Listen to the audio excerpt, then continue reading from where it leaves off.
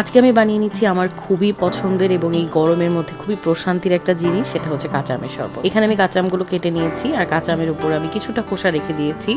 এটা কিন্তু এক্সট্রা একটা ফ্লেভার অ্যাড করে এবং যখন এটা ব্লেন্ড হয়ে যায় এই খোসাটাই কিন্তু একটা এক্সট্রা বাইট আনে খাওয়ার সময়, তো সেটা খেতে বেশ ভালো লাগে। তো এইখানে আমি হচ্ছে কিছুটা কাঁচামরিচ দিয়ে নিলাম, এরপর দিয়ে নিচ্ছি ঠান্ডা পানি।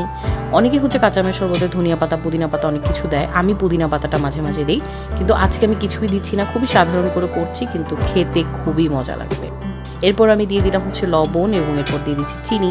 এবার আমি এটাকে ব্লেন্ড করে নিয়ে সার্ভ করবো। তো হয়ে গেল, ব্লেন্ড করে নিলাম এবং এই তো এটাকে আমি এখন জগে ঢালছি এবং এই জগটা হচ্ছে অনেক পুরনো, এটা আমার নানুর কাছ থেকে আমি নিয়ে এসেছি, তো সেই জগটার মধ্যে আমি ঢেলে নিচ্ছি।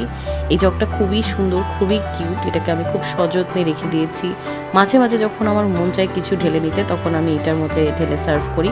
এই তো তৈরি হয়ে গেল মজার কাঁচা আমের শরবত।